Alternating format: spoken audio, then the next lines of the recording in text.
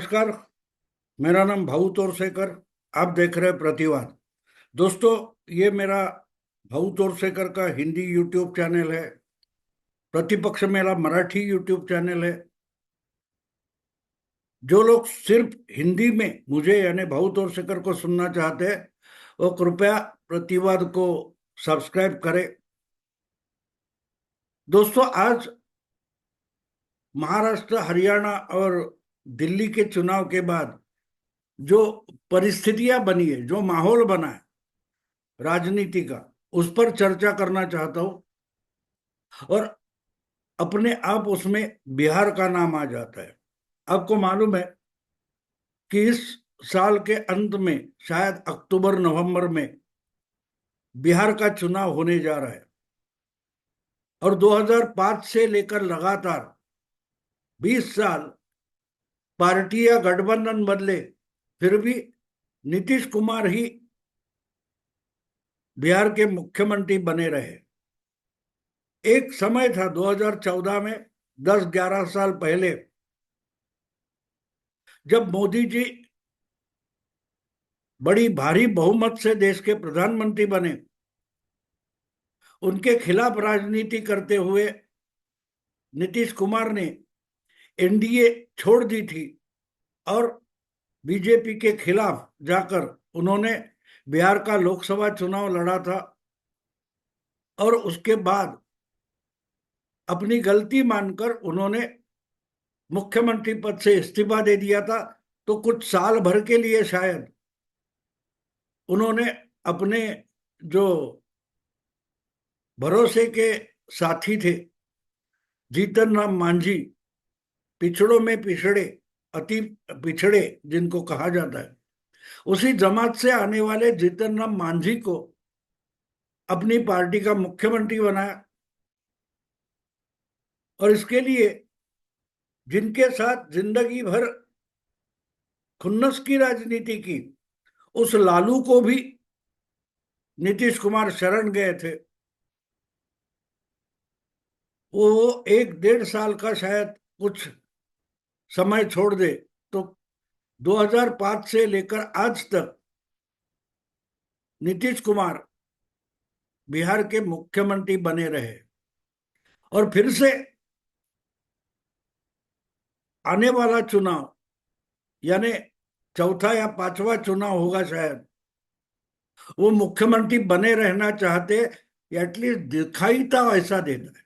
दिखने में तो ऐसा लगता है कि राजनीति छोड़कर अलग होने की इच्छा नीतीश कुमार दिखाई यानी दिखाते तो नहीं है। तो इसलिए सवाल ये है कि जो इस साल के अंत में, नवंबर के आसपास, जो बिहार विधानसभा के चुनाव होने वाले हैं, उसमें माहौल कैसा रहेगा, परिस्थिति क्या रहेगी। और दूसरी बात है कि आज तक 2 बार नीतीश कुमार एनडीए छोड़कर निकल गए, कांग्रेस और लालू प्रसाद यादव के साथ चले गए, आरजेडी के साथ चले गए, और 2 बार वापस एनडीए में आ गए। 2017 में हो या फिर 2023 में हो। तो इसलिए नीतीश कुमार बिहार की राजनीति में या देश की राजनीति में सबसे बड़े पलटूराम भी बोले जाते हैं, कि पता नहीं चलता ये कभी पलट जाएंगे। अभी अभी 1.5-2 साल पहले की बात है, इन्होंने मोदी के खिलाफ पूरे देश में एक तगड़ा गठबंधन बनाने की कोशिश की थी कि मोदी को हराना है तो पूरे विरोधी दल इकट्ठा हो जाए। इसके लिए जो कोशिश थी वो शुरू करने वाले, आज जिसको इंडी गठबंधन कहा जाता है, जो राहुल के नेतृत्व में चल रहा है, उसकी शुरुआत नीतीश कुमार ने की थी। जून 2023 में इन्होंने पटना में देश भर के कुछ 25-26 विरोधी दलों को, बिगर बीजेपी दलों को इकट्ठा किया और इंडी अलायंस बनाने की कोशिश की। उसका नाम तो उस वक्त तय नहीं हुआ था, आगे चलकर इसका नाम INDIA यानी इंडी अलायंस बनाया गया। लेकिन चुनाव आते आते 2024 का चुनाव आते आते खुद नीतीश कुमार ही पलटी मार गए और इंडी अलायंस से निकल गए। और इसका कारण कहा जाता है कि उनको उस इंडी अलायंस का संयोजक बनना था, लेकिन कांग्रेस उसके लिए राजी नहीं थी और इसलिए चुनाव आते आते खुद नीतीश कुमार ही इंडी अलायंस या बीजेपी का विरोध छोड़कर खुद एनडीए के साथ यानी बीजेपी के साथ चले गए। और बिहार में उसका परिणाम भी उनको मिला, बीजेपी को मिला, दोनों की अच्छी सीटें आई। तो आज जब बिहार का चुनाव आ रहा है तो चर्चा सबसे ज्यादा यह है, क्या नीतीश कुमार बने रहेंगे, एनडीए के साथ बने रहेंगे, मोदी जी के साथ बने रहेंगे। शब्दों पर अगर भरोसा करना है तो यही नीतीश कुमार है। 2024 के लोकसभा चुनाव हो गए और बीजेपी तीसरी बार चुनाव लड़ते लड़ते अपना बहुमत गंवा बैठी। उसके बाद जब पार्लियामेंट में एनडीए का नेता चुना जाने वाला था, प्रधानमंत्री चुना जाने वाला था, वहां भाषण करते वक्त नीतीश कुमार बोले थे कि इसके बाद कभी भी मोदी का साथ छोड़कर नहीं जाएंगे। और जो कुछ सीटें घटी है अगला चुनाव आने तक वो भी सीटें मोदी जी के साथ आ जाएगी वगैरह वगैरह उन्होंने भाषण किया था। लेकिन आज अभी एक साल भी नहीं लोकसभा चुनाव को हो गया तो चर्चा ये हो रही है, क्या नीतीश कुमार फिर से पलटी मारेंगे। तो इसलिए महाराष्ट्र, हरियाणा और दिल्ली के चुनाव के बाद, झारखंड के चुनाव के बाद ये बिहार के चुनाव आने वाले हैं, उसके बारे में चर्चा और बहस जरूरी हो जाती है। क्या वो चुनाव आने तक अगले 6-7 महीने 8 महीने तक नीतीश कुमार एनडीए के साथ चिपके रहेंगे या लालू से हाथ मिलाकर निकल जाएंगे। एक बात साफ है कि जो माहौल 1.5-2 साल पहले था वो माहौल आज बचा नहीं है। जिस माहौल में नीतीश कुमार पिछले 20 साल से बिहार के सबसे बड़े नेता बन बैठे हैं और लगातार 20 साल से मुख्यमंत्री पद की कुर्सी पकड़कर बैठ गए, वो माहौल आज बचा नहीं, ये मानना पड़ेगा। और उसका जिम्मेदार और कोई नहीं है। आपको याद एक बात दिला दूं कि नीतीश कुमार को बिहार का सबसे बड़ा नेता बनाने में उनका खुद का नहीं, इतना बड़ा बीजेपी का योगदान है। लालू के खिलाफ राजनीति करते हुए नीतीश कुमार बीजेपी के साथ आ गए और बीजेपी ने लालू को खत्म करने के लिए, लालू को कमजोर करने के लिए नीतीश से हाथ बटाया था। लेकिन आहिस्ते आहिस्ते जो अहंकार लालू में दिखाई दे रहा था, बिल्कुल वही बात नीतीश कुमार की हो गई। और आज नीतीश कुमार ऐसा समझते हैं कि बस उनको छोड़कर बिहार में कोई नेता है ही नहीं। लेकिन एक बात ऐसी कि ये सब पलटी मारते मारते नीतीश कुमार खुद ही कमजोर होते गए। 2014 के पहले मोदी की खिलाफत करते हुए जो नीतीश कुमार एनडीए छोड़कर गए थे, उस वक्त उनके लोकसभा में 20 एमपी हुआ करते थे। बिहार की विधानसभा में उनके 212 एमएलए हुआ करते थे। लेकिन 2015 का चुनाव आते आते ये इतने लाचार हो गए थे लालू के साथ जाकर कि 112 एमएलए वाली पार्टी उनकी होकर भी उन्होंने सीट बंटवारे में सिर्फ 100 सीटों पर समाधान माना था। तो ये उनकी हालत मोदी ने नहीं की, वो खुद ही। देखो, नफरत की राजनीति करने वाले खुद को ही खा जाते हैं, वो उद्धव ठाकरे हो या नीतीश कुमार हो। तो बात ये थी कि 20 एमपी और 112 एमएलए वाली पार्टी घटते घटते अब 12 या 14 एमएलए, 14 एमपी और 45 एमएलए तक आकर अटकी है। बीजेपी अगर बिहार में बड़ी हो गई तो उसकी सबसे बड़ी जिम्मेदारी नीतीश कुमार की है, क्योंकि बीजेपी बड़े सम्मान से इनको बड़ा साथी, बड़ा भैया मानती थी। लेकिन ये नरेंद्र मोदी के विरोध में नफरत की राजनीति करते करते इतने बह गए, और आज ये हालत है कि अगले चुनाव के बाद नीतीश की हालत क्या होगी, नीतीश की पार्टी बचेगी, क्या होगा, इस पर चर्चा शुरू हुई। और नीतीश अपना आत्मविश्वास खो बैठे, वो तय नहीं कर पा रहे। एक बात है कि नीतीश इस बाजू या उस बाजू हो जाए तो उसका पलड़ा भारी हो जाता है, लेकिन खुद नीतीश का वजन कितना है, राजनीतिक वजन कितना है, उसका कोई हिसाब नहीं है। क्योंकि बीजेपी हो या लालू हो,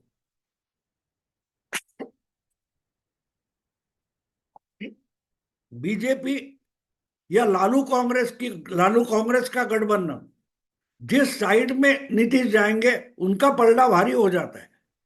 लेकिन अगर ये दोनों नीतीश को नकार दे तो नीतीश की हालत कितनी बुरी होती है, ये हमने 2014 के लोकसभा चुनाव में देखी है। तो कहने का मतलब ये है कि माहौल बदला है, और जिस ढंग से लोकसभा 2024 के चुनाव के बाद देश का राजनीतिक माहौल बदला है, वो अगर देखने की और समझने की कोशिश करे तो एक बात साफ है, जो प्रादेशिक क्षत्रप है, यानी प्रादेशिक रीजनल पार्टियों के नेता है, उनका करिश्मा घटते गया है। शरद पवार हो, उद्धव ठाकरे हो, चौटाला हो, हुड्डा हो, जिनको जिनको लालू प्रसाद हो, जिनको जिनको क्षत्रप बोला जाता है या रीजनल पार्टी के लीडर माना जाता है या बड़े पार्टी के रीजनल नेता माने जाते हैं, उनको 2024 की लोकसभा चुनाव के बाद बीजेपी ने आहिस्ते आहिस्ते मानो खत्म कर दिया। हरियाणा में हुड्डा खत्म हो गए, अब उनकी पार्टी में ही उनकी इज्जत नहीं रही है। महाराष्ट्र में शरद पवार हो, उद्धव ठाकरे हो, उनका सुपड़ा साफ हो गया। और कल परसों दिल्ली के विधानसभा चुनाव में केजरीवाल का सुपड़ा साफ हो गया। हाँ, एक अपवाद है जिसको हम झारखंड बोल सकते हैं, जहां मोदी के खिलाफत करने के बजाय अपनी कुर्सी बचाने की लड़ाई हेमंत सोरेन खेले और उसमें बच गए। तो बात साफ है, आप अगर राज्य के नेता हो, प्रदेश के नेता हो, रीजनल लीडर हो, तो रीजन की राजनीति करो, ना कि देश की राष्ट्रीय राजनीति में अपनी टांग अड़ाओ। ये माहौल अभी ऐसा बन गया कि जो मोदी के खिलाफ अपने राज्य में राजनीति करेगा, बस उसका सुपड़ा साफ हो जाए। बीजेपी ने अगर लोकसभा चुनाव के बाद राजनीति बदली है और अपनी स्ट्रेटेजी बदली है, रणनीति बदली है, तो इस ढंग से बदली है कि अगर अपने राज्य का कोई नेता हो और अपने राज्य के लिए ही सीमित राजनीति करता हो तो बीजेपी उसके साथ खिलवाड़ नहीं करती। लेकिन अगर रीजनल लीडर होकर नेशनल एम्बिशन करने वाला कोई पार्टी या नेता हो तो बीजेपी के सामने वो टिक नहीं पाता। यही लोकसभा चुनाव के बाद पिछले 8 महीने से तैयार हुआ माहौल है। लोकसभा में भी आपने देखा होगा कि नवीन पटनायक जैसा तगड़ा नेता ओडिशा में हार गया, जो पिछले 5 लोकसभा चुनाव जीत गए थे, जो ओडिया भाषा भी नहीं बोल सकते थे फिर भी जीत कर आ रहे थे। उनकी पॉपुलैरिटी घटी नहीं थी, फिर भी उनकी उम्र हो गई थी, उनका स्वास्थ्य खराब था। बिल्कुल वही बात बिहार में शायद नीतीश के साथ हो रही है। लगातार कुछ महीनों से नीतीश कुमार के स्वास्थ्य की कंप्लेंट आ रही है। अभी अभी जो दिल्ली में बड़ी जीत हासिल की बीजेपी ने, उसके बाद जो नए नए मुख्यमंत्री का शपथ विधि था, उसमें नीतीश कुमार हाजिर नहीं हो पाए। उसका कारण बताया जा रहा है कि नीतीश कुमार का स्वास्थ्य ठीक नहीं था, वो पटना से दिल्ली आने की स्थिति में नहीं थे। तो नवीन पटनायक और नीतीश कुमार, इनका कंपैरिजन हम कर सकते हैं। लेकिन और एक बात है, जब ओरिजिनल रीजनल लीडर, प्रादेशिक क्षेत्र मोदी से लड़ना चाहता है, नेशनल एम्बिशन करना चाहता है, तो वो अपने राज्य में हार जाता है। यही एक सबसे बड़ा सबक लोकसभा चुनाव के बाद बदले हुए माहौल ने दिया है। अगर आप उससे सीखना चाहो तो सीखो, वरना खत्म हो जाओ, खत्म हो जाओ। हरियाणा, महाराष्ट्र, हरियाणा में भी हमने देखा, जननायक जनता पार्टी, इंडियन नेशनल लोक दल, ऐसे जो क्षेत्रीय दल थे, उनका सफाया हो गया। महाराष्ट्र में उबाटा शिवसेना और शरद पवार की एनसीपी, चोपड़ा साफ हो गया। दिल्ली में केजरीवाल बुरी तरह से हारे, जिनके पास 67 या 62 एमएलए थे, वो 22 पर आ गए। तो बात जो क्या बोलते संदेश है, सिग्नल है, वो साफ है कि अगर आप रीजनल लीडर हो, रीजनल पार्टी हो, तो रीजनल पॉलिटिक्स करो। अगर नेशनल पॉलिटिक्स में टांग अड़ाने की कोशिश करोगे तो आप अपना ही खात्मा कर लोगे। तो लोकसभा के चुनाव के बाद जो 4-5 विधानसभा चुनाव हो गए, उन्होंने राजनीति का जो गणित विधानसभा के लिए बदल दिया है। वो अगर नीतीश कुमार समझ पाते हैं तो ही उनका सर्वाइवल, उनका बचना हो सकता है।